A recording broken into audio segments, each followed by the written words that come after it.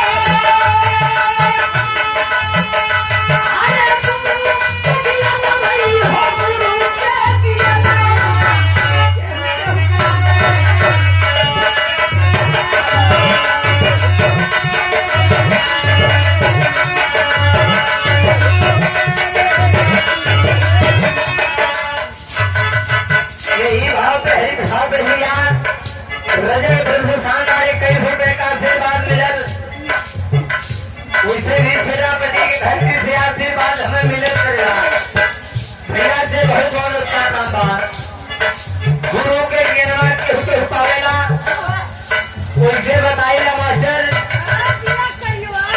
आजकल बड़ा मिशन चलेगा, कहीं शिव चर्चा होता, कहीं शिव नारायणी होता, कहीं और कोनो मिशन चलेगा, जय गुरु मिशन चलेगा। ईसा मसीह वाला तो सही बात था भाई। हम बताएगा जैसे कर्म करवाओ वही फल मिले मास्टर। जैसे कर्म करवाओ वैसे ही फल मिलवा। जैसे बच्चा लोग स्कूल में एडमिशन करावेला क्यों फर्स्ट मारे कि सेकंड को थर्ड को एकदम फेल हो जाला। हाँ ये बात सही करा। हम कहते जैसे कर्म करवाओ वैसे ही फल मिला। सबके गुरु के ज्ञान ना मिलता, गुरु को ज्ञान के मिलता भैया। गुरु कई ज्ञान हो रविदास करहली,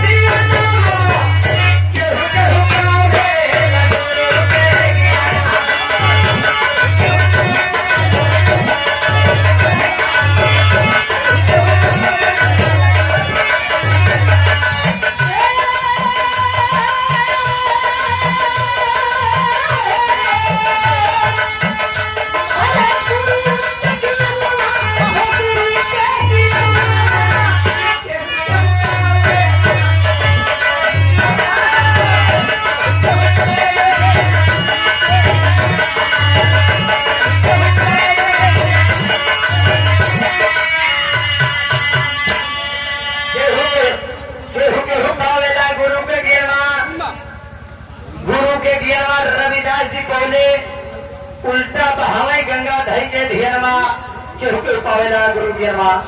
इधर बात भी के स्टूडियो की तरफ से राहुल प्रजापति जो भी संगत में हमारे बड़े भैया 21 रुपए का पुरस्कार बा। भैया से बहुत बड़ा पुरस्कार बा। वाह भैया बड़ा ऊंचे सब बहुत पहुंचे भैया। जेपी साउंड सर्विस एवं जयमाल सेंटर गोबरहा कुटहन जौनपुर तरफ से 21 रुपए का पुरस्कार भैया से बार बार नमस्कार बा ए भैया गुरु के गिरवा के रुपए पावेला एक बार रविदास जी गंगा स्नान करे गए वही समय 4 को ब्राह्मण पहुंच गए गुरु जी कह रहे रविदास आप स्नान मत करो पहले हम ही करे जा काहे काहे गुरु काहे देखा आप नहाए लेबा तो छुआ छूत हो जाएगी एक मिनट था मेरा भाई और कहता ही थे ए भैया बताओ कहे भैया छुआ छीत हो जाएगी बहन भैया बहन देखा कब तक हम बैठा कब तक आप नहाएगा कब आप जमा जाएगा कहन के देखा ज्यादा जल्दी बात तो आप फरू वाले घाट में जाके स्नान कैला आपके छुआछूत पानी वही पूर्व में बह जाए रविदास बड़ा मन दुखित हो के फरू वाले घाट में जाके स्नान कैले स्नान कैले के बाद गंगा माई के राधरा कैले थे गंगा माई बहुत बड़ा हम सेवा कैली लेकिन आज हमारे मौके दिन में काम कर जाए बड़ा अवसर ए भैया बताओ जो सुबह आराधना के लिए इस समय गंगा माई पर घर में बतावा लाल का याद कैला आज हम भवसागर में डूबा था छुआ छीत में डूबा था आज हमें छुआ घेरा कर भाई के तो छुई देबा ये लिए हमारी याद करे कहन लाल बतावा कहन माई रोज फुरू भाई आज हमारे कहन पच्चू बहा ए भैया गंगा माई जब फुरू बहात रही पच्चू बहे लागे और ब्राह्मण लोग हाथ लगा के देखा थे कि सही बात है पच्चू पनिया बहे लगे तो करे बात किनारे देखा था सही बात गंगा माई पच्चू बहे शुरू कर दे यही ये कहना है लाल ए उल्टा बहावई गंगा ढाई के दिया नौमा केहू के पावे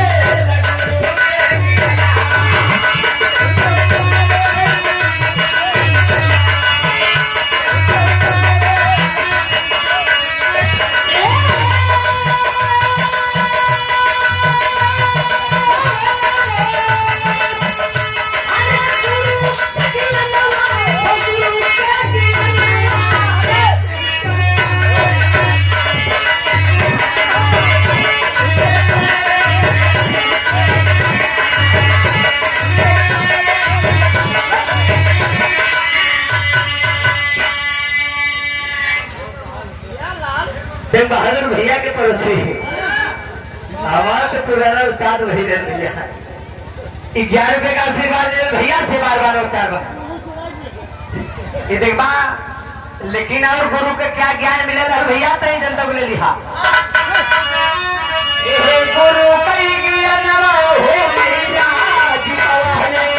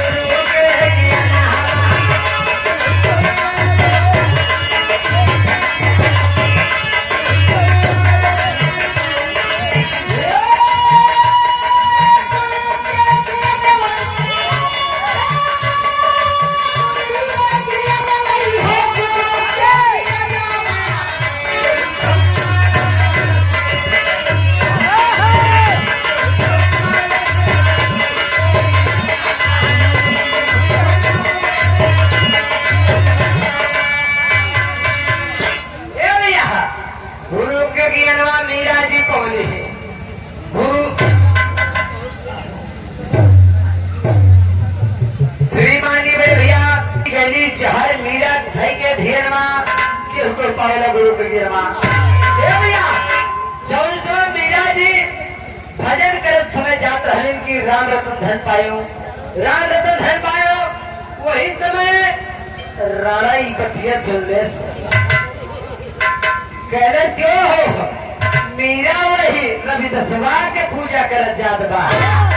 वही समय राणा मीरा से कहले थे मीरा कहा तो तुम्हारे लिए जितना धन की दौलत की जरूरत हो उतना मैं धन दे सकता हूँ। कहा तो तुम्हारे लिए एक मंदिर बनवा दे, उसी मंदिर में पूजा करो, लेकिन वो रवि दसवा चमार के जातों का पूजा मत करा। वही समय मीरा बता थे जी हम बताइला जीवन गुरु के चरण में मिला बा कहूँ और ना मिला बा, रुपया पैसा धन दौलत सब फेल बा। यही आज भी हम सोची जीवन सेनापति से धरती से आशीर्वाद मिला बा, धरती पे कहूँ हमें ना मिला बा। वही से आज हम चेत खाजा समाज में डोला धीरज सबसे नाम बा काना बा। लेकिन गुरु ज्ञान के और बोले भैया अरे हे गुरु कई ज्ञानवा हो सेवा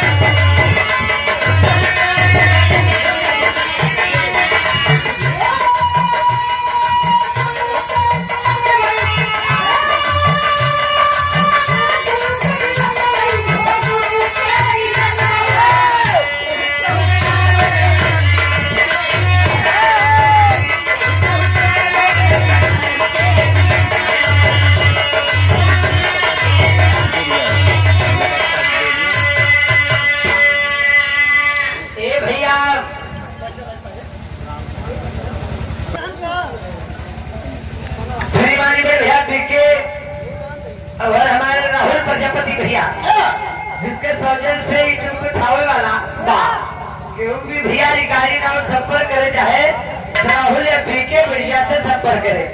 बहुत जोर उसका प्रावधान गुरु के गिरमा केवट जी को,